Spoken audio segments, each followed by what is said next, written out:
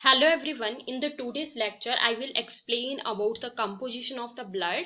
So, the blood consists of mainly two components, plasma and formed elements. ये दो components होते हैं blood के. अब देखिए जो प्लाज्मा होता है, प्लाज्मा के अंदर जो है वो 90 से 92% ओनली वाटर प्रेजेंट होता है. एंड इसके अलावा प्लाज्मा के अंदर जो है अमाइनो एसिड्स होते हैं, nutrients, proteins, nitrogenous waste, electrolytes and gases. And formed elements जो हैं वो तीन टाइप्स के होते हैं हमारे ब्लड के. एक होते हैं ल्यूकोसाइट्स, दूसरे होते हैं ब्लड प्लेटलेट्स, तीसरे होते हैं इरिथ्रोसाइट्स. ठीक है, अब देखिए जो ल्यूकोसाइट्स हैं, ल्यूकोसाइट्स को बोला जाता है डब्ल्यूबीसी. डब्ल्यूबीसी यानी कि व्हाइट ब्लड सेल्स. और इरिथ्रोसाइट्स को बोला जाता है RBC, red blood cells. And जो ब्लड प्लेटलेट्स होते हैं इनका नाम होता है थ्रोम्बोसाइट्स. थ्रोम्बोसाइट्स. ठीक है, अब देखिए अगर हम बात करें प्रोटीन्स की कि हमारे ब्लड के अंदर जो है वो कौन कौन सी प्रोटीन्स प्रेजेंट होती हैं, दिस इज इंपॉर्टेंट क्वेश्चन. सो देखिए प्रोटीन्स जो है वो एल्बुमिन, फाइब्रिनोजन, ग्लोबुलिन, ये प्रोटीन्स जो है हमारे ब्लड के अंदर पाई जाती हैं. ए एफ जी, इनका अपना अपना रोल होता है हमारी बॉडी के अंदर.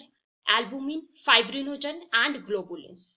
अब देखिए जो डब्ल्यूबीसी हैं, डब्ल्यूबीसी जो है वो दो टाइप्स के होते हैं, ग्रैनुलोसाइट्स एंड दूसरे होते हैं ए ग्रैनुलोसाइट्स. ग्रैनुलोसाइट्स की जो है वो तीन टाइप्स होती हैं. तीन टाइप्स ऑफ ग्रैनुलोसाइट्स जो है होते हैं. सबसे पहले आते हैं हमारे न्यूट्रोफिल्स, दूसरे आते हैं बेसोफिल्स, तीसरे होते हैं ईओसिनोफिल्स. ठीक है, अब देखिए जो ए ग्रैनुलोसाइट्स हैं, ए ग्रैनुलोसाइट्स भी दो टाइप्स के, lymphocytes and monocytes. Lymphocytes and monocytes. तो ये तो हो गया कि ब्लड के अंदर मेनली क्या क्या चीजें प्रेजेंट होती हैं. अब हम इस चीज को समझने की कोशिश करते हैं with the help of the diagram.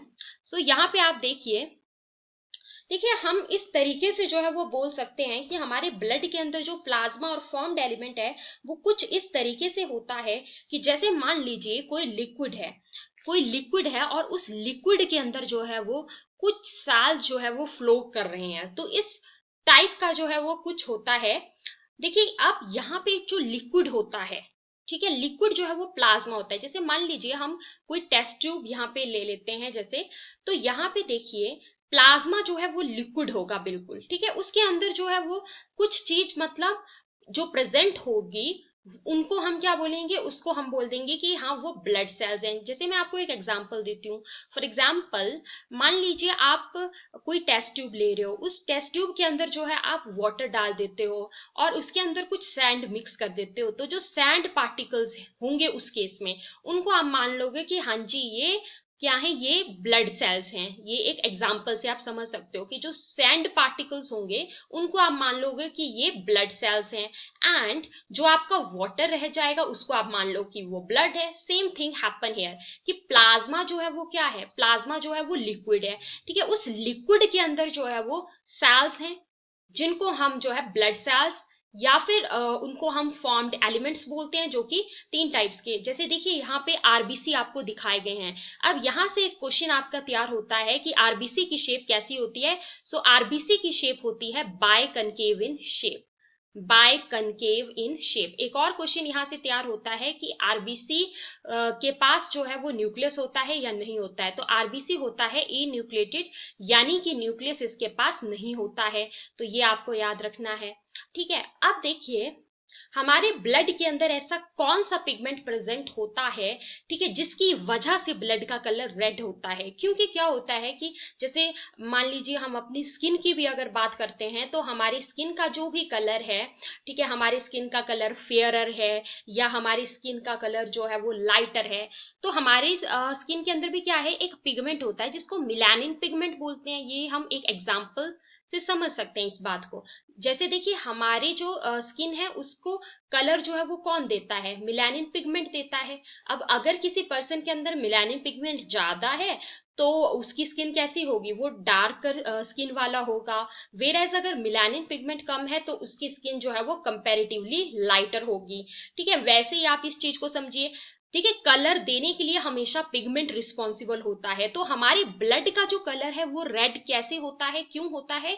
क्योंकि हमारे ब्लड के अंदर जो है वो हीमोग्लोबिन पिगमेंट जो है वो प्रेजेंट होता है। ठीक है, अब देखिए जो हमारे पास फॉर्म्ड एलिमेंट्स होते हैं या जो ब्लड सेल्स होते हैं, ये जो है 45% होते हैं, यानी कि ये ब्लड का 45% हिस्सा बनाते हैं, जबकि जो प्लाज्मा है वो अबाउट 55% जो हिस्सा है वो बनाता है। ठीक है, सो ये क्वेश्चन भी आपके पास इंपॉर्टेंट है यहाँ से, एंड आपसे पूछा जा सकता है बिकॉज ये डायरेक्ट एनसीईआरटी की लाइन है कि जो प्लाज्मा है वो कितना परसेंट जो है वो बनाता है ब्लड का, तो 55%, एंड साथ में फॉर्म्ड एलिमेंट्स 45% बनाता है। ठीक है, अब देखिए एक टर्म हम यहाँ पे पढ़ते हैं serum, this is also important. Serum, serum क्या होता है? Plasma minus clotting factors. ठीक है, क्लॉटिंग फैक्टर्स क्या होते हैं? जो कि ब्लड क्लॉटिंग के लिए हेल्प करते हैं। जैसे मैं आपको एक एग्जांपल दे देती हूँ, जैसे फॉर एग्जांपल मान लीजिए किसी पर्सन को कोई कट हुआ या कोई इंजरी हुआ और वहां से जो है वो ब्लड लॉस होना स्टार्ट हो गया। जैसे मान लीजिए कोई पर्सन है राम, इसको जो है वो कहीं पे छोटा सा कट लगा, हल्का सा कट लगा, और क्या हुआ कि वहां से जो है वो ब्लड लॉस होना स्टार्ट हो गया। ठीक है, अब क्या है कि आपने ऑब्जर्व किया होगा कि क्या होता है कि थोड़ी देर के बाद जो ब्लड है, ठीक है, वो रुक जाता है। ठीक है, क्योंकि वहां पे जो है वो क्लॉट बन जाता है, वहां पे क्लॉट बन जाता है। ठीक है, जो क्लॉट बन जाता है, अब वो जो क्लॉट बनता है उसके लिए जो है वो 13 क्लॉटिंग फैक्टर्स जो है रिस्पॉन्सिबल होते हैं। टोटल 13 क्लॉटिंग फैक्टर्स होते हैं जो कि क्लॉट फॉर्मेशन के लिए रिस्पॉन्सिबल होते हैं। अब एक क्वेश्चन और यहां से बन जाता है कि ब्लड क्लॉटिंग के लिए कौन सी विटामिन रिस्पॉन्सिबल है? सो इसके लिए रिस्पॉन्सिबल होती है विटामिन के, जो होती है हमारी विटामिन के। This question is also important. ठीक है, सो अब देखिए सीरम हम किसको बोलेंगे? प्लाज्मा माइनस क्लॉटिंग फैक्टर्स, यानी कि जो प्लाज्मा है उसमें से अगर आप जो 13 क्लॉटिंग फैक्टर्स हैं उनको माइनस कर दे तो हम बोल देंगे कि हाँ जी वो क्या है, वो हमारा सीरम है। अब जैसे आपको यहाँ पे डायग्राम में जो है वो बताया गया है सारी चीज, सीरम वर्सेस प्लाज्मा। ठीक है, अब एक क्वेश्चन और यहां से तैयार होता है, थोड़ा सा हम रिलेट कर लेते हैं इसको। देखिए एक क्लॉटिंग डिसऑर्डर होता है, एक क्लॉटिंग डिसऑर्डर होता है जिसका नाम होता है हीमोफीलिया, जिसका नाम है हीमोफीलिया। हीमोफीलिया जो है वो एक क्लॉटिंग डिसऑर्डर है। इस डिसऑर्डर में क्या होता है कि जो पर्सन है उसको हल्का सा भी कोई कट या इंजरी हुआ अगर, ठीक है, तो क्या होगा कि बहुत ज्यादा एक्सेसिव ब्लड लॉस होना जो है वो स्टार्ट हो जाएगा। ठीक है, और ब्लड रुकता ही नहीं है। ठीक है, और ये एक जेनेटिक डिसऑर्डर होता है, जो हीमोफीलिया है this is a genetic disorder. So इस तरीके से देखिए जो भी हमने यहाँ पे ब्लड के बारे में पढ़ा, ब्लड की कंपोजिशन के बारे में हमने डिस्कस किया, एंड साथ ही साथ जो है हमने इससे रिलेटेड और भी बहुत सारे क्वेश्चंस बनाए। तो इस तरीके से यहाँ से हमने जैसे एक क्वेश्चन ये तैयार कर लिया कि आरबीसी की जब बात की तो आरबीसी की शेप हमें पता होनी चाहिए। ठीक है, और साथ ही साथ जो है हमें ये पता होना चाहिए न्यूक्लिएटेड है, ई न्यूक्लिएटेड है। ठीक है, विटामिन के का रोल हमने यहाँ पे डिस्कस किया। सो आई होप आपको ये लेक्चर अच्छा लगा होगा। वीडियो को देखने के लिए धन्यवाद। Thank you so much.